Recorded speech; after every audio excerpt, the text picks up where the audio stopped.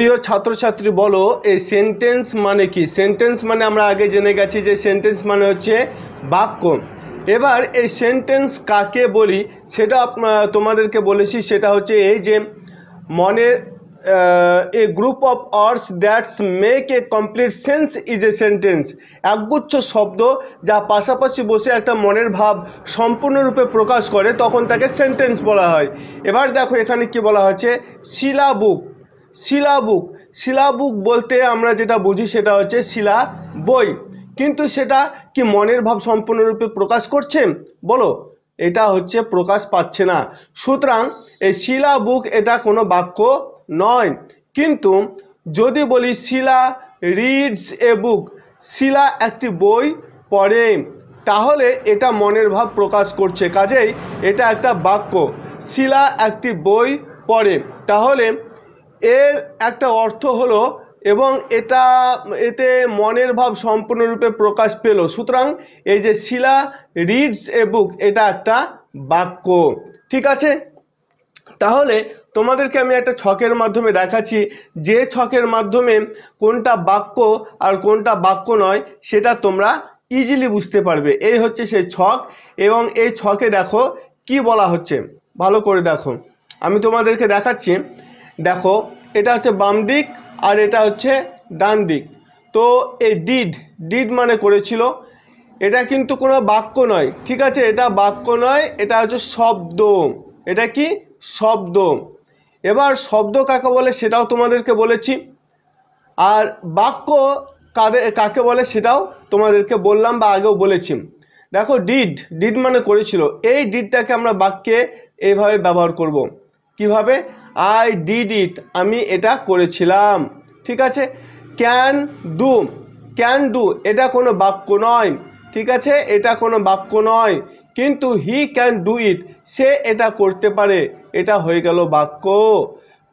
অর্থাৎ এখানে কোনো মনের ভাব প্রকাশ পাচ্ছে না, এখানে মনের ভাব প্রকাশ পাচ্ছে। মনের ভাব প্রকাশ যদি না পায় সেটা বাক্য নয়, আর মনের ভাব প্রকাশ পেলে সেটা হচ্ছে বাক্য। দেখো দে আর তো দে আর এটা কোনো বাক্য নয়। ঠিক আছে, কিন্তু দে আর গুড বয়েজ, তারা ভালো বালক। ঠিক আছে, তারা ভালো বালক, তো এটা মনের ভাব সম্পূর্ণরূপে প্রকাশ করছে, কাজে এটা বাক্য। প্রসেনজিৎ বুক এটা কোনো বাক্য নয়। ঠিক আছে, কেননা এতে অর্থ প্রকাশ পাচ্ছে না। কিন্তু প্রসেনজিৎ রিডস এ বুক, প্রসেনজিৎ একটা বই পড়ে, এটা মনের ভাব প্রকাশ করছে, কাজে এটা হচ্ছে বাক্য।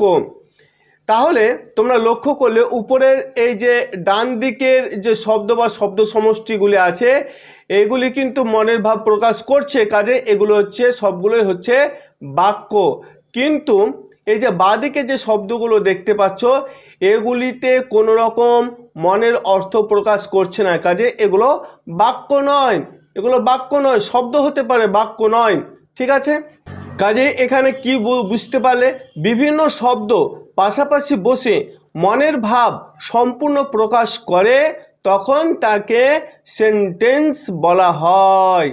তাহলে বিভিন্ন শব্দ এরা পাশাপাশি বসবে এবং বসে মনের ভাব প্রকাশ করবে বা অর্থ প্রকাশ করবে, তখন তাকে বাক্য বা সেন্টেন্স বলা হয়। অর্থহীন এলোমেলো শব্দ সমষ্টি বসালে সেটা সব সেন্টেন্স হবে না। তুমি শব্দ বসালে, পাশাপাশি শব্দ বসালে এবং প্রত্যেক শব্দের একটা অর্থ আছে, কিন্তু সেই শব্দ সমষ্টি, সেই শব্দগুলিকে বসিয়ে যখন একটা বাক্য তৈরি করলে এবং সেটা অর্থ প্রকাশ পাচ্ছে না, একটা অর্থ সমষ্টি শব্দ সমষ্টি করলে কিন্তু মনের ভাব প্রকাশ করছে না, সেটা বাক্য নয়।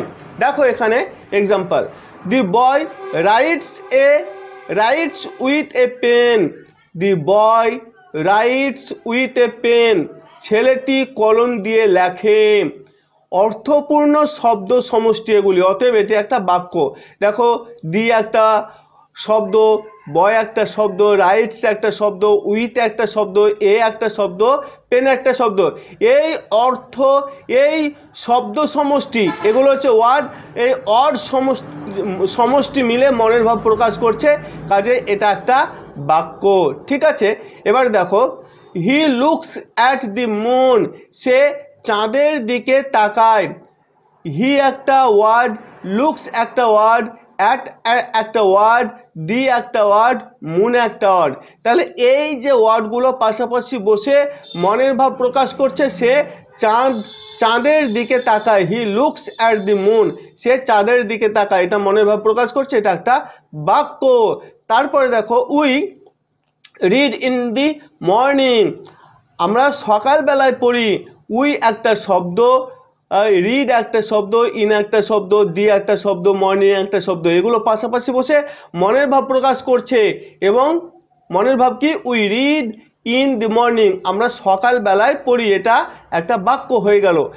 এগুলি সেন্টেন্স, কারণ শব্দগুলি পাশাপাশি বসে সম্পূর্ণ অর্থ প্রকাশ করছে। ঠিক আছে, কিন্তু এবার তোমাদেরকে বাক্য দেখাচ্ছি। এবার দেখো নিম্নের দিকে তাকাও, এই দিকে তাকাও। ঠিক আছে, এখানে কি বলা হচ্ছে? A pen the boy with writes, কোনো অর্থ প্রকাশ করছে না। একটি কলম বালকটি দিয়ে লেখে, কোনো অর্থ প্রকাশ করছে না, বাক্য নয়।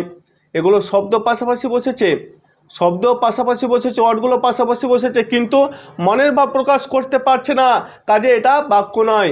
Moon, moon, him, at, looks, দিন, এগুলো শব্দ। এই শব্দগুলো পাশাপাশি বসেছে কিন্তু মনের ভাব প্রকাশ করতে পারেনি। চাঁদ, সে তাকায় এর দিকে, কোনো অর্থ প্রকাশ করে না, এটা বাক্য নয়।